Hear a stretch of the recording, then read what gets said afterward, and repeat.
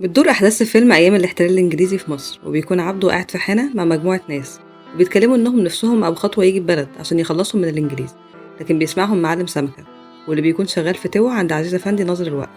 بيتعصب عليهم عشان جابوا سيرة أبو خطوة وبيطردهم برا الحانة. وبيروح عبده البيت وهو سكران، وبيكون عنده ابن متدين جدا اسمه جلال وبيدعيله بالهداية، وبيكون بيشتغل في المسبغة بتاعته هو وأبوه. وبيكون معجب بقمر جارتهم في الحارة، وبتكون بنت عزيز أفندي واللي بيكون مسؤول عن أرض الوقف بتاعة الحارة. وبيكون أهل الحارة رافعين عليه قضية عشان يقدروا ياخدوا حقهم في الأرض، لكن عزيز بيبقى مصر إن الوقف عليه دين. وبيروح أهل الحارة لعزيز وبيكون معاهم جلال، وبيطلبوا من جلال إنه يقرأ المستند عشان يشوف إذا كان فعلا الوقف مديون وكلام عزيز صح ولا لأ، لأن هو الوحيد اللي بيعرف يقرأ فيهم. فبيقول جلال إن الوقف فعلا مديون عشان عزيز يرضى يجوزه بنته. وبيتكلم عزيز مع معلم سمكة وبيقوله إنه خايف من سيد لأنه ثوراجي جدا ودايما بيتكلم إن الأسعار على طول بتغلى، وبدأ يفتح عيون الناس على حقوقهم. فبيقترح المعلم عليه إنهم يقتلوه، فبيقول له عزيز إنهم كده هيصنعوا منه بطل، لكن الحل إنهم يلبسوه قضية سرقة عشان هو شغال كوالنجي. طبيعي الناس هتصدق إنه يقدر يفتح أي خزنة. وبيكون جلال وقمر في جنينة البيت في الوقت ده، وبيسمع جلال اتفاقهم كله وبيروح يحذروا منهم. وبتتفق قمر مع الشغالة بتاعتها إنهم يعملوا عمل لأهلها عشان يوافقوا على جوازها من جلال، لأن مامتها مش موافقة عشان زهيرة والدة جلال كانت ست سمعتها مش كويسة وماتت مقتولة بسبب علاقاتها كتير مع الرجالة. وعزيز مش وافق على جلال بسبب ان والده رجل خمرجي، بس بيوافقوا عليه في الاخر، وبيدي جلال الشبكه لوالده وبيتفق معاه انه يطلعها ويديها لعزيز. لكن عبده بياخد الشبكه ويروح يديها لوهيبه صاحبه الحانه لانه بيحبها، وبيقول لجلال ان عزيز مش مستني منه شبكه لانه عنده فلوس كتير جدا. وبيتقبض على سيد بتهمه السرقه، وبيقول له جلال انا مش حذرتك؟ فبيقول له انهم دبروا له السرقه قبل ما يحذروا. وبيقول لجلال انه يخلي باله كويس قوي من عزيز. وبيجي معلم سمكه وبيتفق مع جلال على ليله الفرح، وبيقول له جلال انه عايز يعمل زفه كبيره جدا في الحاره وفي بقيه الحارات اللي جنبهم. فبيخاف سمكة وبيقوله إن الحارات التانية دي لبط ودي ليلة العمر ومفيش داعي للخناقات، فبيديله جلال فلوس أكتر عشان يقدر يحميه وبيوافق. وأثناء الزفة وهي بتعدي بيعترضهم معلم زنديق في توة الحارة اللي جنبهم، بيبقى مش عايز الزفة دي تعدي غير لما ياخد فلوس من سمكة. فبيقول له سمكة إن مفيش فتوة بيدفع فلوس لفتوة زيه. وبتدور بينهم خناقة وبتنتهي بموت قمر بسبب ضربة قوية بالعصاية على دماغها. وبينهار عزيز جدا بسبب موت بنته. ومن اللحظة دي بيتغير تفكير جلال وبيشوف إن الموت خطف منه مراته بعد ما باع أهل الحارة في قضية الوقف عشان خاطر قمر ملحقش يتجوزها. وبعد انتصار زنديق على سمكة بيكون هو في توة الحارة الجديد، لكن بيجي جلال وبيعترض عليه، وبتدور بينهم خناقة كبيرة بيضربوا فيها جلال ضرب جامد لحد ما بيصيبوا جلال في عينه ويفقد زنديق بصره. وبعد الموقف ده بقى كل أهل الحارة بيحترموا جلال جدا ووالده وبيحبوهم، لأن جلال فتوة بينصر الغلابة مش فتوة مفتري زي بقية الفتوات. وفي يوم بيرجع جلال بيته، وأول ما بيدخل أوضته بيلاقي زينات جارتهم مستنيه على سريره، فبيستغرب وبيسألها ازاي دخلت أوضته. فبتقوله إن عبده اداها المفتاح عشان تنضف له الأوضة، بعد كده راحت في النوم غصب عنها. فبيقول لها تمشي طالما خلصت تنظيف. فبتسأله هو بيعملها كده ليه، فبيقول لها انها دلوقتي معاه عشان هو الفتوة، لكن قبل كده كانت مع زنديق، وقبليه كانت مع سمكة، وهي دايما بتبقى مع القوي. فبتقول له انها ما كانتش بتحب حد فيهم وانهم هم اللي كانوا بيجروا وراها. وبيطلب مأمور المركز مقابلة جلال، فبيرفض جلال يدخل مكتبه لحد ما يفرج عن سيد. فبيشوف المأمور ان مفيش أدلة تثبت سرقة سيد للخزنة وبيفرج عنه. وبيروح جلال لعزيز وبيديله عزيز مبلغ، وبيقول له ان ده نصيبه الشهري من الوقف، لكن جلال بيقول له انه عايز الوقف كله وان هو يبقى ناظر الوقف. وبيقول له انه معاه حكم محكمه بان هو الناظر الجديد. فبيقول له عزيز ان المحامين هيطعنوا في الحكم ده. فبيقول له جلال ان لحد ما الطعن يتم هيبقى هو الناظر، وبيطلب منه يسلم السرايا اللي عايش فيها لانه منتفع بيها بدون وجه حق. وبيخرج عزيز ومراته من السرايا، ويبقى اهل الحاره شمتانين فيهم جدا، وبيدخل جلال اهل الحاره السرايا وبياخدوا منها كل حاجه. بكره لما يحسوا ان الوقف بقى بتاعهم هيحافظوا عليه من نفسهم. وبيجي زنديق ومعاه حسان المساعد بتاعه، بيقفلوا نور السرايا وبيحاول زنديق يقتل جلال، بس السكينه ما بتجيش في قلبه، وبيقع زنديق في الاخر من بلكونه السرايا وبيموت.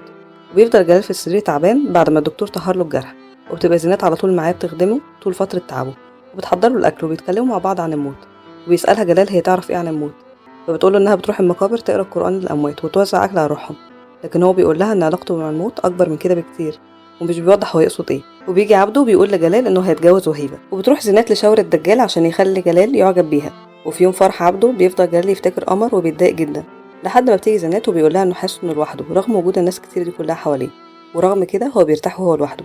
فبتخفف عنه وبتقوله انها حاسه بيه، وبتقوله انه هي معاه برضه هيكون لوحده وهيكون مرتاح، لحد ما بيستسلم لها جلال وبيقضي معاها الليله. وتاني يوم بيبقى قاعد سرحان، وبتساله زينات بيفكر في ايه، فبيقول لها انه شايل هم اهل الحاره قوي، رجاله وستات واطفال، فبتنصحه انه يمتع نفسه ويفكر في نفسه شويه، لكنه بيعترض ويقول لها ازاي يتمتع واهل الحاره ماشيين حافين من الفقر والجوع. فبتقول له انهم ليهم رب يرزقهم، فبيقول لها ان ربنا بعته ليهم عشان يحسن حياتهم ويصلح حالهم. فبتنصحه انه يروح عند شاور الدجال وهو اللي يقدر ينفذ له كل اللي بيتمناه. فبيقول لها انت مش فاهماني، فبتعترف له انها قدرت تتقرب له بسبب العمل اللي عملته عنده، فبيقتنع وبيقرر يروح له. وبيجمع جلال أهل الحارة وبيوزع عليهم أملاك الوقف بالتساوي بين الرجالة والستات والأطفال كمان، وبيهتمش الأغنياء الفسدة اللي كانوا حوالين عزيز وسرقوا أملاك الوقف سنين. وبيروح جلال عند شاور الدجال، ولما بيسألوا الساحر عن اسم أمه بيحاول يضربه بالعصاية اللي معاه، لكنه ما بيقدرش لأن الساحر بيتحرك في المكان بسرعة جدا، فبيتعب وبيقوله إن والدته اسمها زهيرة، وبيقوله إنه عايز يفضل قوي عشان يحمي أهل حارته، وخايف النظام والعدل اللي عمله ينتهي لما يضعف أو يموت. فالساحر بيقوله اهتم بإنك تاكل أكل صحي وابعد عن الستات والخمور وهتفضل طول عمرك بقوتك. فبيقوله جلال إن الوصفة دي مش هتمنع الموت. فبيقوله الدجال إنه يقدر يخليه ما يموتش أبدا عن طريق إنه يخوي جن كافر.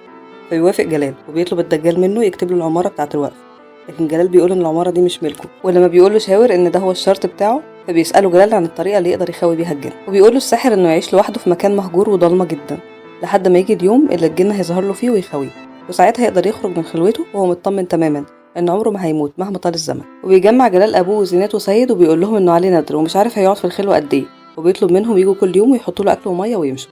وبيقول لهم إنه مأكد على الناس المقربين منه إن أمور الحارة كلها هتمشي زي ما هي كأنه موجود. وأثناء غياب جلال بيهجم حسان مساعد زنديق على الحارة ومعاه بلطجية وبيكسروا في الحارة كلها وبيسرقوها وبيضربوا الناس وبيطردوهم من بيوتهم.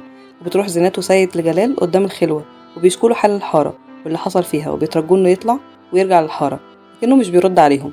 وبيخلف عبده من وهيبة، فبيقرر يتوب عن الخمر وبقى يصلي كل الفروض في الجامع. وبنرجع تاني لجلال اللي بيحضر له الشيطان، فبيطلع وبيجروا أهل الحارة كلهم عليه وبيحتفلوا برجوعه ليه. وبيوعد جلال أهل الحارة إن حقهم في الوقف هيرجع لهم الضعف، لكن بيرفض يدي الأغنياء حقهم، ولما بيعترضوا بيقولوا إن ده ظلم بيقول لهم إن ده العدل عنده. وبيبقى والده متضايق جدا من قراره ده وشايف إن ابنه اتحول لإنسان ظالم. وبيجي حسان ورجالته ويدور بينهم خناقة، وبيكون جلال قوي جدا فيها لدرجة إنه بيموت حسان، وبقية الرجالة بيجروا، وبتبقى الحارة كلها مبسوطين جدا بقوة جلال. وبيقضي جلال مع زينات وقت خاص وبيطلب منها جلال إنها تصب له كاس خمرة، وبتستغرب زينات جدا لأنه ما بيشربش. في الوقت اللي أبوه كان خمرجي بقى يروح الخمارة وبينصح الناس إنهم يبطلوا شرب، بيقول لهم إن الخمر حرام. وبنرجع لزينات وجلال وبتقول له إنه اتغير خالص ومبقاش حاطط حدود معاها زي الأول، وبتبقى مبسوطة جدا وبتصرح له بحبها، وبتقول له ياخد باله من نفسه لأنها كانت خايفة عليه قوي وهو بيتخانق مع حسان. فبيطمنها جلال وبيقول لها بكل غرور إن الموت نفسه ما يقدرش يقرب. وبتقول له زينات إن شاور جالها وقال لها إن جلال مسجلش العمارة باسمه، فبيروح له جلال تاني يوم وبيقتله عشان يضمن إن محدش يعرف إنه مخاوي جن. وبيطلبوا المأمور وبيقول له إن شاور ملوش وريث، وبسبب كده الحكومة هتحط إيدها على العمارة. فبيتفهم جلال إن المأمور عايز العمارة وبيوافق إنها تبقى ملكه. وبيعزم صحاب عزيز جلال على سهرة، وبيجي عزيز وبيحاول يتصالح معاه وبيقبل. ولما بيدخل جلال مع الرئاسة الأوضة بيقعد عزيز وصحابه يتفقوا عليه ويشوفوا إزاي هيخلصوا منه، وبيقرروا إنهم يدخلوا غيرة في قلب زينات وبيقولوا لها على مكانه مع الرقاصة. فبتدخل عليهم وبتزعق، فبيكلمها جلال بمنتهى الجحود وبيضربها وبيطردها بره. وبيكلموا ابوه وبيقولوا انه مش بيصلي والناس كلها مش بتشوفه في الجامع، وبيطلب منه انه يتجوز زينات، لكنه بيقولوا انه هيتجوز بنت المأمور، وبتنهار زينات لما بتسمع الخبر.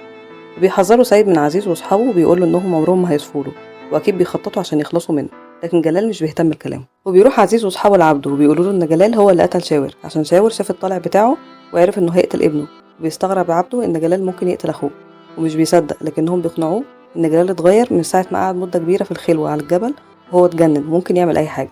وبيجي يوم فرح جلال على بنت المأمور وبتقول له زينات انها لمت هدومها من البيت وهتمشي عشان ما يصحش العروسه تيجي وتلاقيها، بس بتطلب منه انهم يشربوا كاس مع بعض وتقعد معاه 5 دقايق بس قبل ما يتجوز، وبيوافق.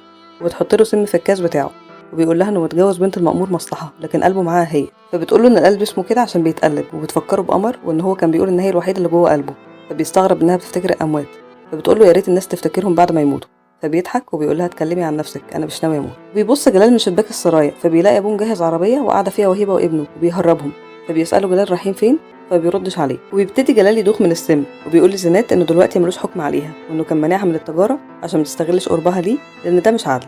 وبتحضنه زينات وبتقول انها حبيته قوي، وبتسوق حاله جلال اكتر وبطنه بتوجعه جدا، وبتبقى زينات عماله تعيط وهي حاضنه، وبيقول لها انه هينام 5 دقايق وهيصحى كويس، فبتعترف له وبتقول له انها حطت له السم في الكاس، وبتطلب منه انه يلغي جوازه او ياجله وهي هتشربه دواء يخلصه من السم. فبينفعل جلال وبيقول لها ان جواه جن اقوى من السم، وبيحاول يقف على رجليه وهو تعبان، وبينزل وبيزفوه اهل الحاره وبيجري على النافوره وبيفضل يشرب منها لحد ما بيموت وبيقع فيها.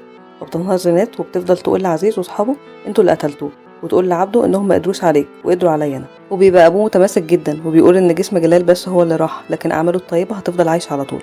وبيقول عزيز لعبده ما يصدقش كلام زينات وانهم مش هم اللي حرضوه على قتل ابنه، فبيطلع عبده سكينه وبيضرب بيها العطار صاحب عزيز، وبيحاول عزيز يهرب هو وصاحبه، بس اهل الحاره بيتلموا عليهم وبيضربوهم لحد ما بيموتوا، ويفضل عبده جنب جثه ابنه جلال.